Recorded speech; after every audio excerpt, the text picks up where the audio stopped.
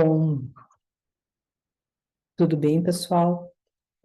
Essa é uma aula da disciplina de Hematologia Clínica da URGS e nós estamos iniciando nossos estudos nas análises hematológicas. O início dos nossos estudos começa justamente pela formação das células do sangue. E o tópico da nossa aula é hematopoese e órgãos hematopoéticos. Essa aula está dividida em alguns módulos. Nós iniciamos, então, pela conversa, pelo desenvolvimento sobre hematopoese, célula-tronco hematopoética de uma maneira mais direcionada e específica, os órgãos envolvidos nesta formação, e depois teremos outras aulas sobre a formação específica de cada uma das linhagens sanguíneas. Para nós começarmos a conversar sobre hematopoese, então, daqui a pouco direcionando os nossos estudos para a célula-tronco hematopoética, que é o foco aqui da nossa disciplina, a formação de hemácias, leucócitos e plaquetas, primeiro a gente tem que conversar sobre alguns conceitos sobre célula-tronco. O que é uma célula-tronco, então? A célula-tronco é uma célula imatura, mas ela tem uma série de propriedades que dão características específicas para essa célula. Em primeiro lugar, olha representado no nosso desenho, uma célula-tronco, ela pode se dividir em duas, e se dividir e formar duas células filhas idênticas a ela. Nós vamos ver que, normalmente, quando esse sistema está ativado, uma dessas células segue o caminho de diferenciação e a outra retorna e fica na situação como célula-tronco-mãe.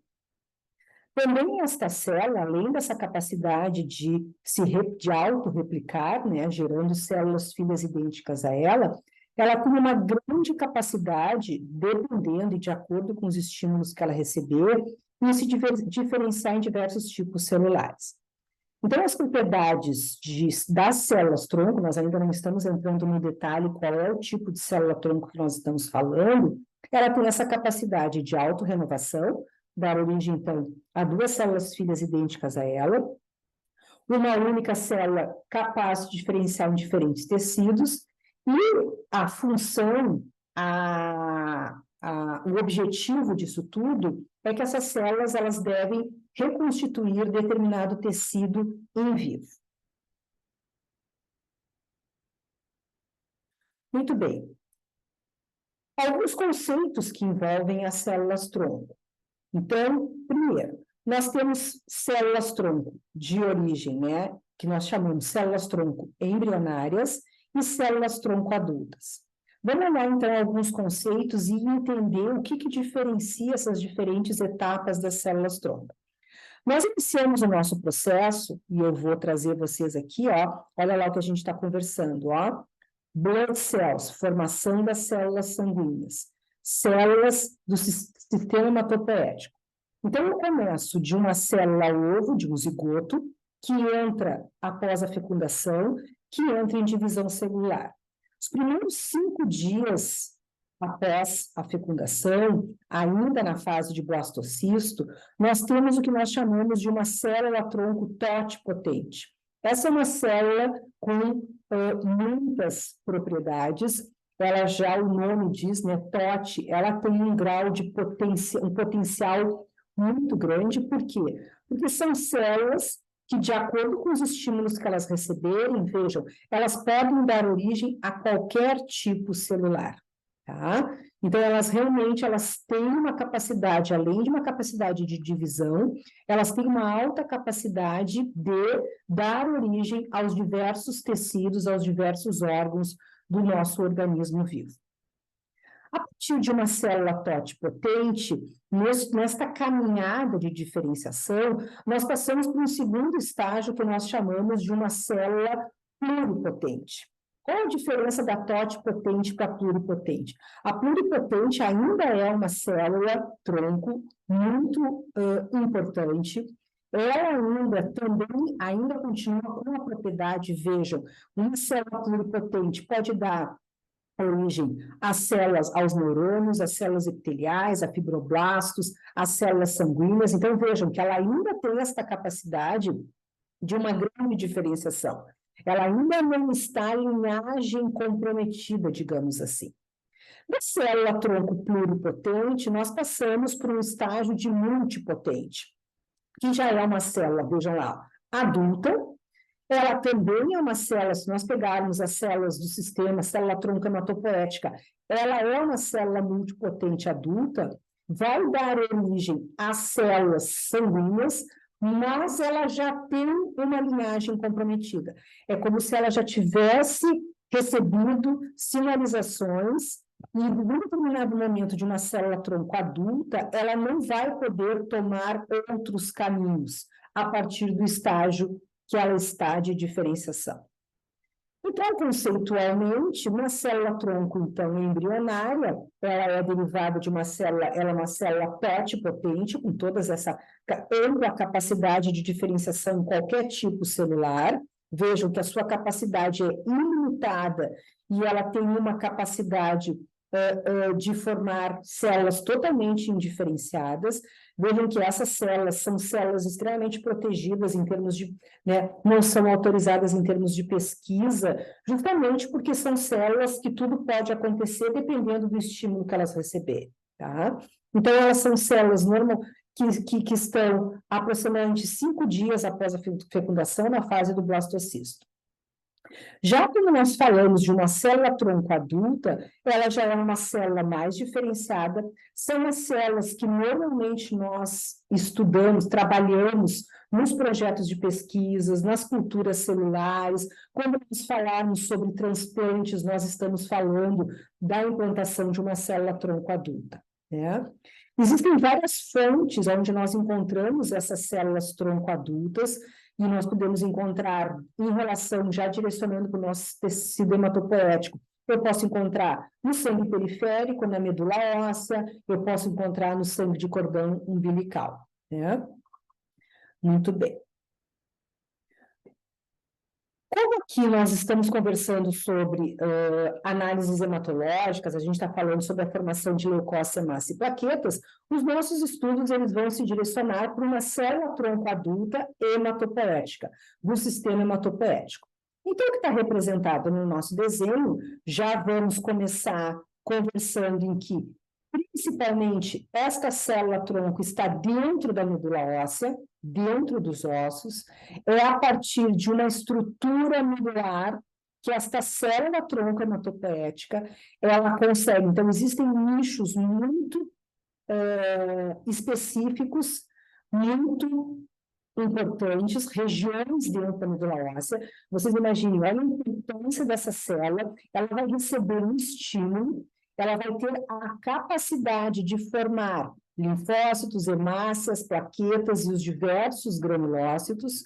Então, esta célula, ela tem que encontrar uma matriz estromal, ela tem que, em primeiro lugar, dentro da medula óssea, ela encontra regiões onde ela vai ter condições de se fixar, e no momento da sua fixação, ela tem receptores na sua superfície, ela é capaz de receber estes receptores, essas glicoproteínas, esses fatores de crescimento, que vão encontrar esses receptores vão dar sinais para dentro do núcleo da célula-tronco, indicando qual é o direcionamento dela. Se ela recebeu, por exemplo, uma ordem, eu serei uma hemácia, eu serei um linfócito, esses fatores de crescimento darão, então, farão a sinalização para que essa célula entre num processo grande de mitose, de divisão celular e de diferenciação celular também, tá? Nós vimos não só dentro da medula óssea, mas principalmente a formação do sangue no indivíduo adulto se dá a partir da medula óssea nos principais ossos longos do indivíduo. Então, elas são capazes, as hematopoéticas, elas vão ser capazes de dar origem a hemácias, eritrócitos, toda a linhagem mieloide e toda a linhagem linfóide, né?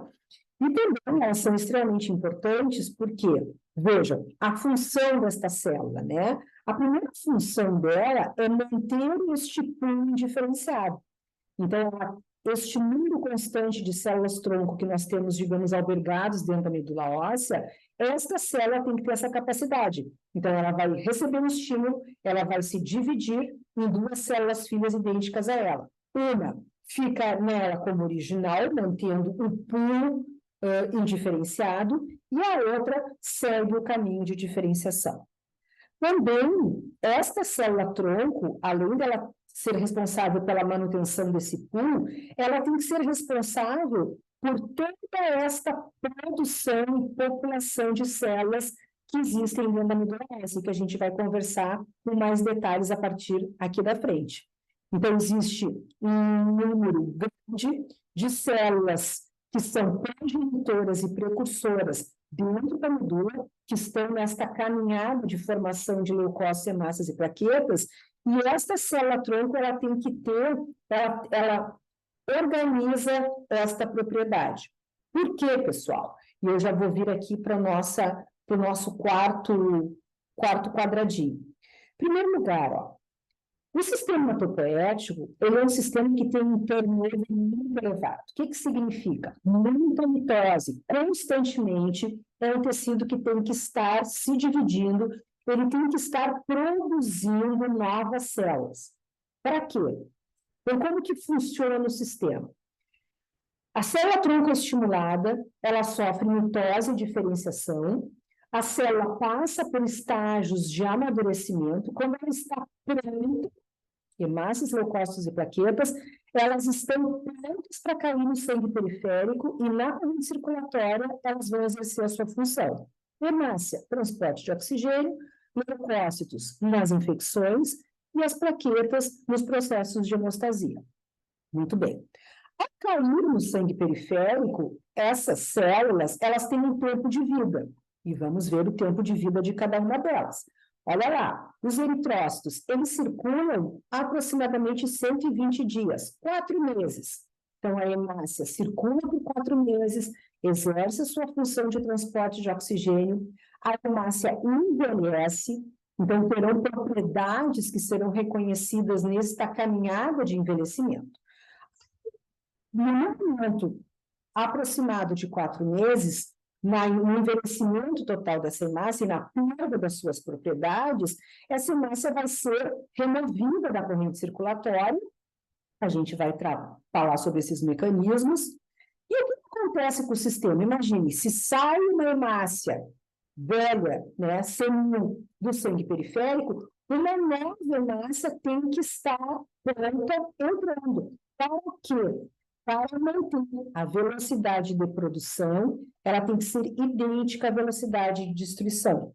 É como se nós tivéssemos uma gangorra. Então, eu tenho diariamente sendo removido hemácias da corrente circulatória e diariamente eu tenho que estar recolocando essas hemácias para dentro, tá? Então, isso é a manutenção do equilíbrio produção-destruição. As hemácias duram, em média, 120 dias. Plaquetas, vejam que o tempo desta plaqueta no sangue periférico é aproximadamente 10 dias, e os leucócitos, direcionando mais para neutrófilo segmentado, o tempo é em média de 8 a 10 horas. Então, por isso que é um sistema que tem que ter um turnover muito elevado. Por quê? Porque eu tenho que a todo momento estar produzindo mitose e diferenciação. E isso é a hematopoése que tem essa função. Ela tem essa função de manter esse sistema funcionante, né?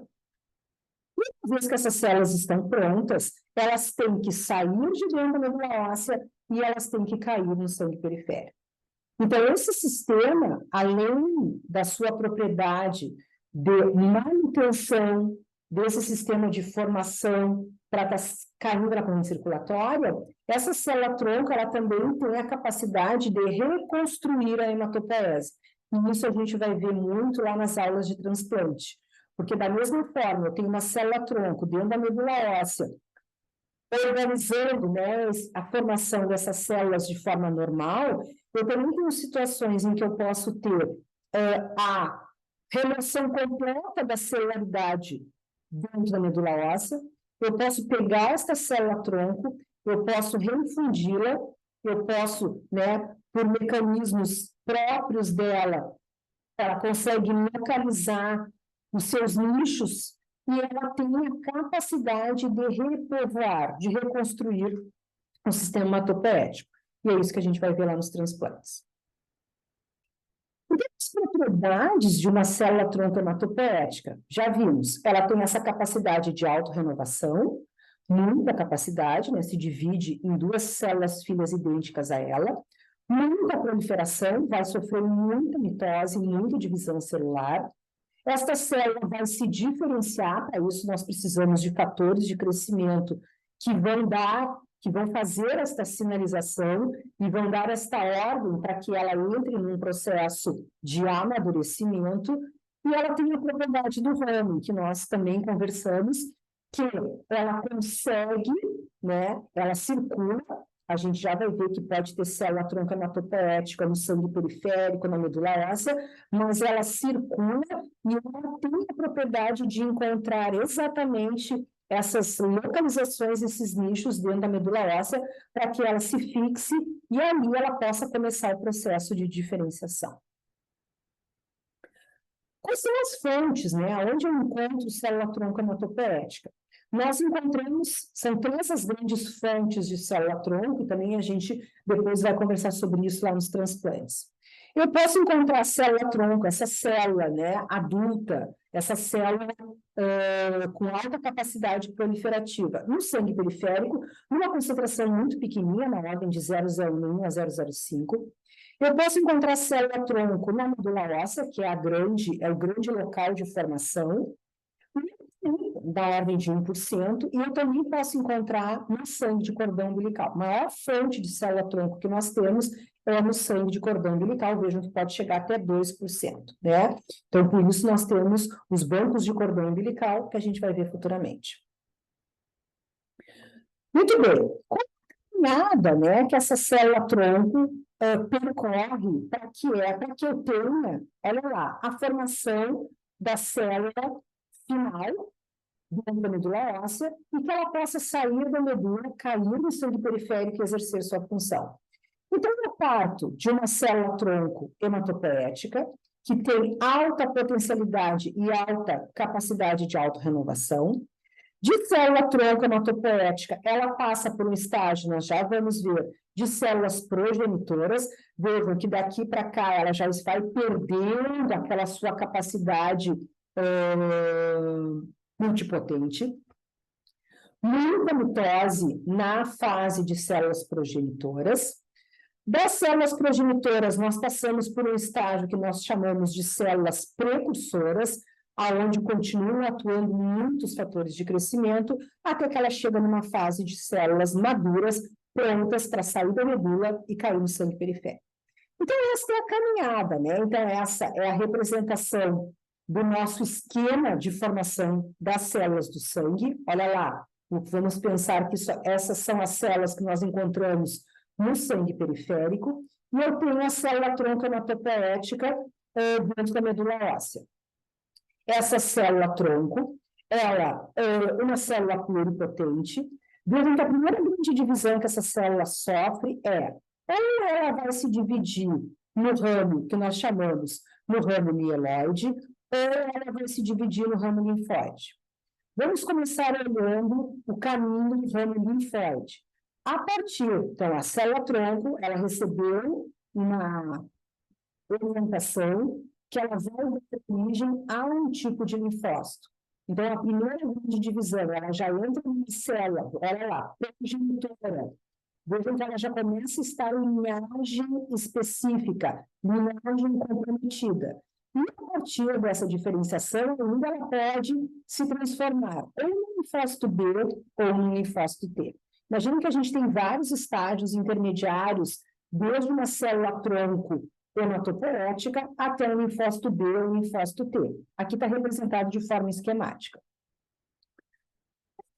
Esta célula-tronco, ela pode não receber um sinal que ela vai se formar, que ela vai formar linfócitos, mas ela pode receber um sinal que ela vai formar ou hemácias, ou plaquetas, ou os diferentes granulócitos. E aí nós temos uma célula progenitora que nós chamamos, as CFUs, Unidade formadora de colônia. E eritroide, vejam que ela já está comprometida com a formação de hemácias. Ou pode ser uma unidade formadora de colônia de megacariócito, já é uma célula progenitora que está no caminho de formação das plaquetas.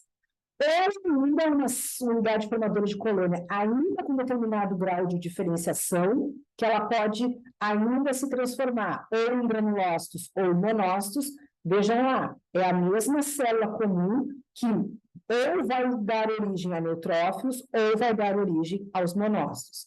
E as unidades formadoras de colônias também de granulócitos, que podem dar eosinófilos e basófilos, tá? Então, novamente, ó, célula-tronco hematopoética, passa por um estágio de células progenitoras. Vejam que morfologicamente, a gente vai trabalhar aqui, falar muito de morfologia, porque nas nossas aulas práticas nós trabalhamos com a microscopia, com o hemograma. O que nós enxergamos no hemograma? No hemograma normal, no sangue periférico normal, nós vamos encontrar as células maduras, as células prontas na corrente circulatória. Dentro da medula óssea, eu posso encontrar células prontas, que estão caindo para fora, né, que estão sendo liberadas para o sangue periférico, mas eu vou encontrar todas essas populações de células progenitoras e precursoras que estão nos processos em fase de diferenciação, tá? Então, a medula óssea é um sistema, é um tecido extremamente rico, com um turnover muito elevado, aonde eu encontro todos esses estágios de diferenciação. Desde essas unidades formadoras de colônia, que elas têm, ó, o aspecto, a morfologia de blasto. Nós vamos conversar como é um blasto daqui a pouco, né, mais adiante nas nossas aulas práticas, mas todas elas, morfologicamente, elas não se diferenciam. Aí alguém pode me perguntar, mas como é que eu sei, então, que ela é uma unidade formadora de colônia eritroide e ela não é uma unidade formadora de colônia de megacariócito? Elas morfologicamente têm a cara de blastos, mas nós sabemos que na sua superfície elas já têm proteínas, que são os CDs, elas já têm clusters que são específicos, por exemplo, da linhagem eritroide ou da linhagem megacariocítica. Isso nós vamos ver por técnicas imunológicas como a citometria de fluxo. A citometria de fluxo consegue fazer a diferenciação, qual é o estágio de diferenciação dessas células, e não por morfologia. Por morfologia, pelos métodos convencionais da hemato, do hemograma, o que nós vemos, todas elas são células de características semelhantes. Mas, imunologicamente falando, nós sabemos que elas são diferenciadas. De progenitoras, elas passam para a fase de precursoras. Células precursoras, a gente também vai conversar. As células precursoras ainda, né, elas recebem as ações dos fatores de crescimento, mas as células precursoras, elas já diminuíram muito a sua taxa de mitose. Essa é uma etapa em que a célula, ela praticamente, ela para de se dividir e ela entra no seu amadurecimento final. Então, nas células precursoras, nós temos modificação do núcleo, normalmente o núcleo vai diminuindo de tamanho, nós temos o aparecimento de uma série de grânulos no citoplasma dessas células, que dão características morfotintoriais, e aí sim, células precursoras, eu já consigo, pela microscopia convencional, fazer uma certa diferenciação. Células maduras, sim, são completamente diferenciadas. Matriz estromal. Então, também nós conversamos, aqui nós temos a célula-tronco. A célula-tronco, para que ela consiga, né, seguir este caminho de divisão celular e de diferenciação celular, é extremamente importante, então, que ela encontre uma estrutura, uma matriz estromal, uma estrutura, uma região dentro da medula óssea, onde ela tem uma capacidade de se aderir. E vejam que existe uma série de células nessa estrutura que dão sustentação e fixação para essa célula-tronco, desde células de gordura como adipócitos. Macrófagos são muito importantes nesta matriz estromal, né? Fibroblastos, Então, é importante que a medula esteja saudável, a estrutura medular esteja saudável, para que a célula-tronco se fixe e consiga ela, a célula-tronco, com seus receptores de superfície, suas proteínas, glicoproteínas, e aí ela reconhece, né, ela tem um receptor, ela reconhece glicoproteínas, e essa ligação glicoproteína-receptor que vai dar sinal para o núcleo e vai dar a orientação do caminho que essa célula-tronco vai seguir, de divisão celular e de diferenciação celular. Novamente, né, dependendo da sinalização, primeiro grande divisão, ela entra numa divisão para o ramo linfóide, ou ela entra na divisão para o ramo mieloide, lembrando que o ramo mieloide, aqui, ela ainda vai receber outras divisões, podendo dar origem a hemácias, plaquetas e os diferentes leucócitos. Então, a regulação da hematopoese, né? Além da matriz estromal, é extremamente necessário que eu tenha os fatores de crescimento, que nada mais são do que essas glicoproteínas, tá? Olha lá, glicoproteínas secretadas pelas células estromais. Então, eu vou voltar para o slide anterior, tá? Então, vejam, essas glicoproteínas, muitas vezes, são interleucinas, interleucina 2, interleucina 4, interleucina 6, CFS, fator estimulante de granulócitos, de colônias.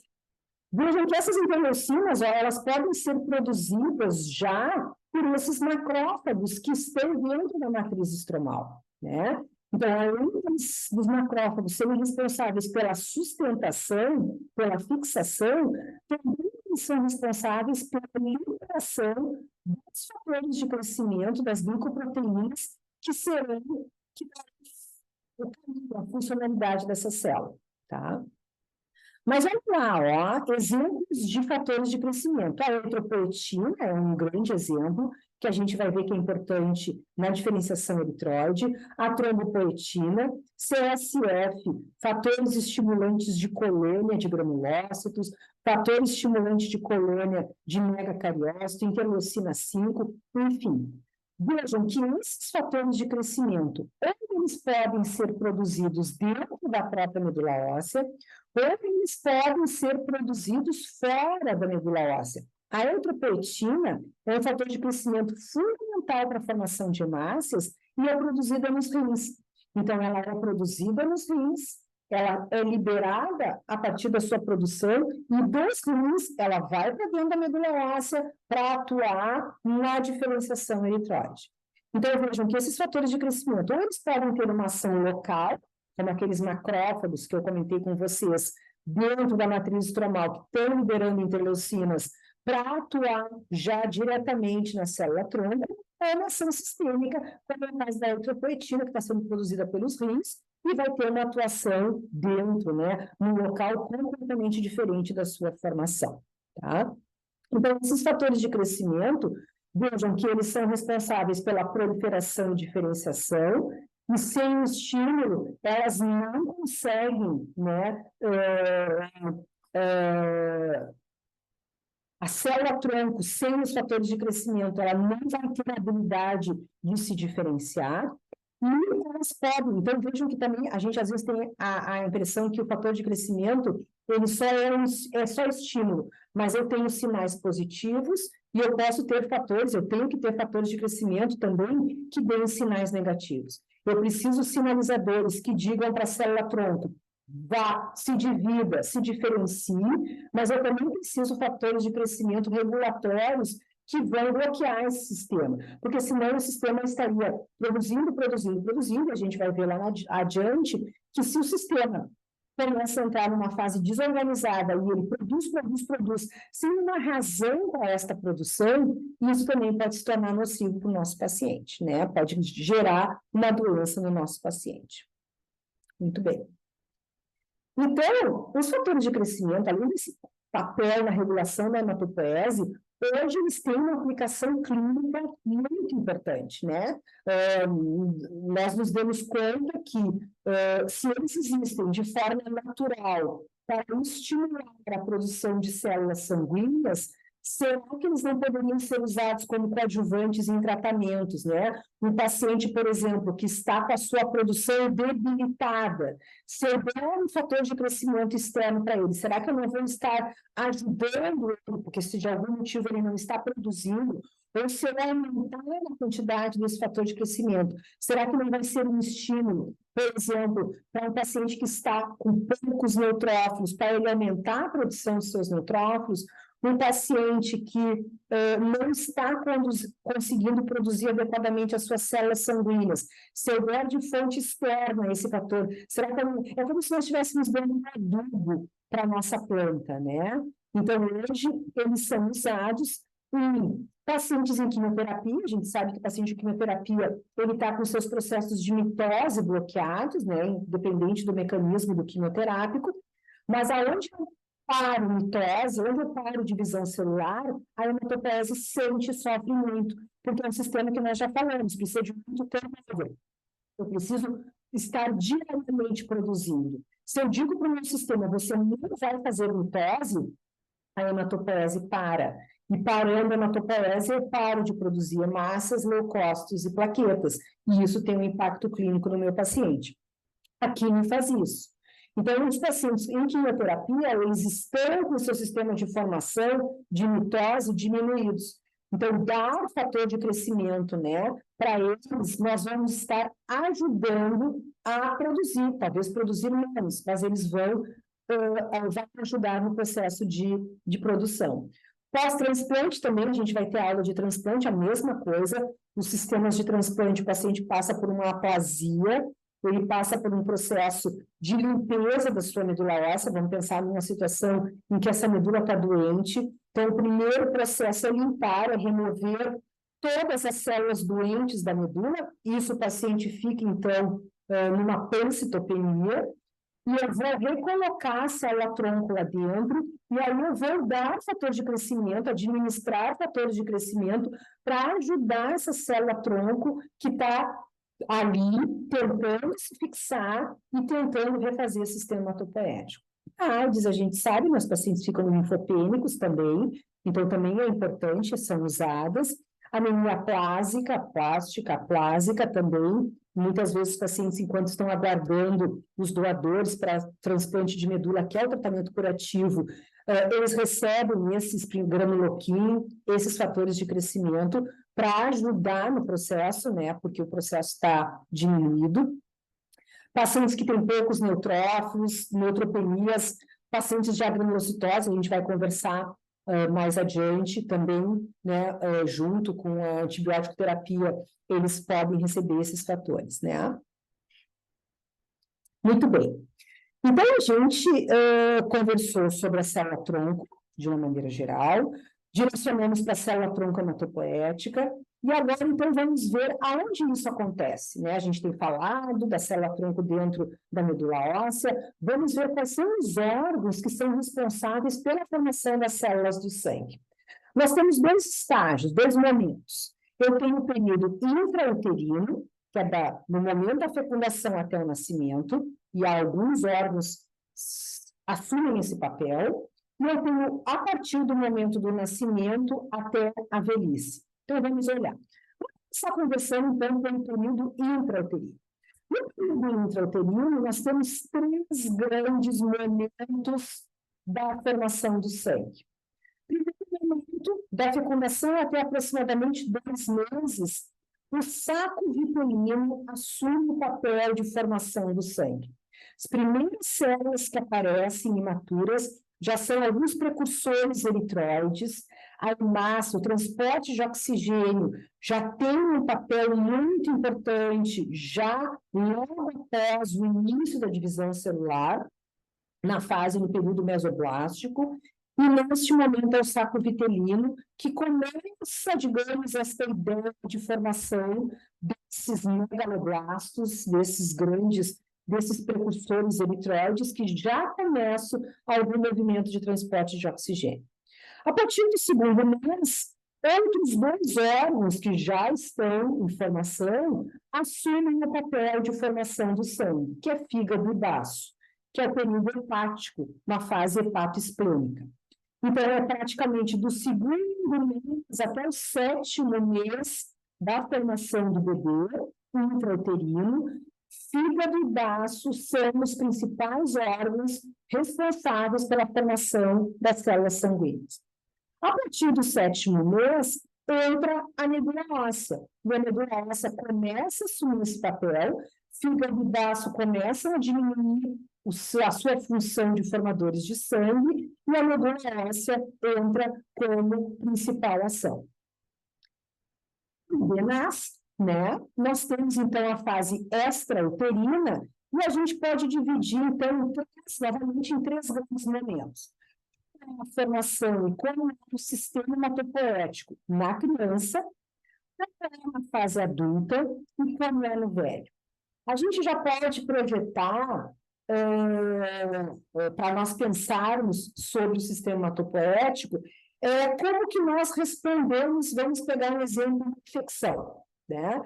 Como a criança responde a uma infecção, como que o adulto responde a uma infecção viral e como que o idoso, o velho, responde a uma infecção viral. Vamos lá. Numa situação de infecção, primeiro tem o sistema imunológico, no segundo momento, esse sistema imunológico, talvez ele sozinho, ele não dê conta de combater aquele agente. Vamos pensar num vírus. Então, é necessário que mais células venham do sangue periférico. Vamos pensar que as células que normalmente estão no sangue periférico, sozinhas, elas não estão dando conta daquela infecção. Então, vai ser dado um sinal para que a medula óssea, eu estou falando de sangue periférico, para que a medula óssea aumente a sua produção, forme mais células, mais leucócitos, mande essas células para o sangue periférico continuar na sua batalha, continuar no seu processo de combate à infecção. Então, vejam, quando existe esse movimento, essa sinalização para que a medula mande mais células para o sangue periférico, vamos pensar que no primeiro momento ela vai mandar o que está pronto, no segundo momento ela vai ter até que chamar a célula-tronco e dizer, olha, célula-tronco, entra em divisão, entra em formação, eu preciso que tu forme mais células. As que normalmente tu está se formando não estão sendo suficientes. Então, observem que todo o sistema é ativado. Mas o que eu quero trazer para vocês? Se há uma infecção viral na criança, no adulto e no velho, até para a gente entender a hematopoese. Criança, uma infecção viral, a gente sabe que ela chama, ela está em formação de células de memória, rapidamente ela chama toda a turma, e a medula óssea dela vai ajudar a fazer essa liberação de mais células e ela combate a infecção. Ele também tem essa capacidade, mas a gente sabe que isso já é um pouco mais moroso, é mais difícil ainda. Por isso que uma infecção viral, que uma criança combate, né, com muita tranquilidade, um idoso pode ir a óbito, dependendo do agente que a gente está conversando. Muito bem. Então, primeira coisa, né, seja criança, seja adulto, ou seja idoso, o único órgão responsável pela formação do sangue é a medula óssea. Vamos ver como está a medula na infância, como está a medula na fase adulta. Eu vou pular um slide, depois eu volto, e eu queria conversar sobre esse slide. Criança, né, fase de crescimento, mas praticamente, e aqui o exemplo, uma criança de 15 quilos aproximadamente, olha lá, todos os ossos estão preenchidos com medula óssea. Então, é como se a gente estivesse dizendo, né? Se nós pensássemos numa fábrica de produção de células, todos os ossos estão com a sua capacidade de produção. Isso em situação normal. Se nós pensarmos no exemplo que eu dei, uma criança com uma infecção que precisa aumentar a sua produção, o que a criança vai fazer, né? Se os seus ossos já estão produzindo uma quantidade enorme e não tem como fazer hiperplasia. Na criança, nossa situação ela vai chamar fígado e baço, que lá no período intrauterino tiveram esta função, e ela vai dizer, pessoal, por favor, me ajudem. Voltem a exercer a função de formadores de células de sangue. E me mandem, me ajudem a aumentar a produção de leucócitos para mandar isso para o sangue periférico. Então, pessoal, o significado de uma hepatosplenomegalia numa criança, ele não necessariamente significa algo maligno, né? Não significa algo grave. Uma criança, simplesmente por um quadro infeccioso, que pode ser uma infecção importante, ela aumenta o fígado e o baço, resolveu a infecção, o fígado e o baço vão voltar e a medula vai voltar a ter seu papel sozinho de formação das células do sangue. Então, a criança, ela é completamente preenchida, seus ossos, por medula vermelha. O adulto, pessoal, ele, com o crescimento do osso, a medula óssea tende a ficar mais nas extremidades ou em regiões centrais. Se nós fizermos um corte transversal, a gente vai ver que tem medula vermelha bem no centro dos ossos longos, principalmente, tá?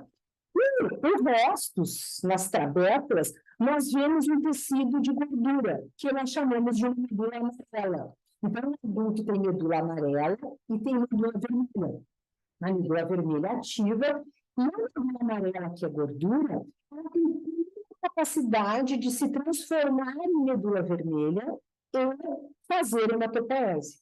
Então, o que eu estou dizendo para vocês? O adulto, se ele precisa fazer hiperplasia, se ele precisa aumentar a sua produção, o adulto vai dar o sinal para que a sua medula amarela se transforme em medula vermelha, e aí já tem uma hiperplasia muitas vezes de 10 vezes, aumento da produção da célula que ele precisa e liberação, amadurecimento e liberação disso para o sangue periférico, certo?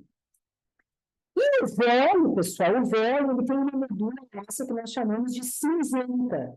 E a medula cinzenta não tem essa capacidade dela se transformar em medula vermelha. Por isso que as respostas hematológicas no velho, elas são mais lentas, porque ele não tem essa capacidade rápida, né, de sinalização e de fazer hiperplasia para dar conta de estar mandando leucócitos, hemácias, plaquetas rapidamente para o sangue periférico. Mas ainda dentro do desenho, olha que interessante, né? A gente tem a sensação de que a criança tem mais medula vermelha do que o adulto. Olha em termos de peso, né? Medula vermelha ativa. Uma criança de 15 quilos, ela tem de 1 a 1 quilo de medula vermelha. E um adulto de 1,200 a 1 quilos. Então, a quantidade da medula vermelha, ela permanece constante da infância para o adulto. A diferença que faz é que o osso cresceu. Então, a distribuição dessa medula vermelha é diferenciada.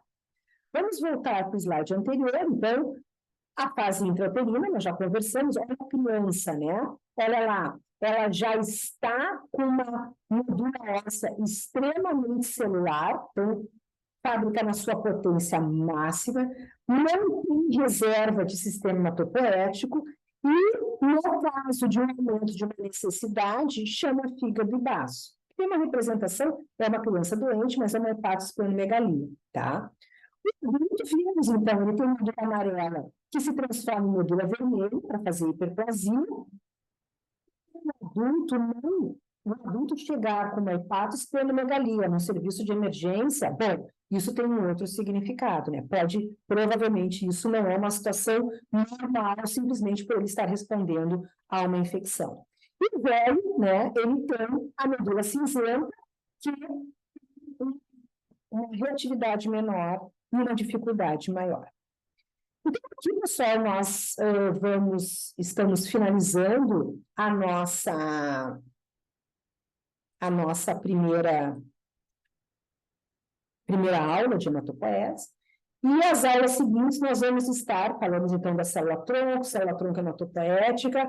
A partir de agora nós vamos conversar sobre a formação específica de hemácias, leucócitos e plaquetas.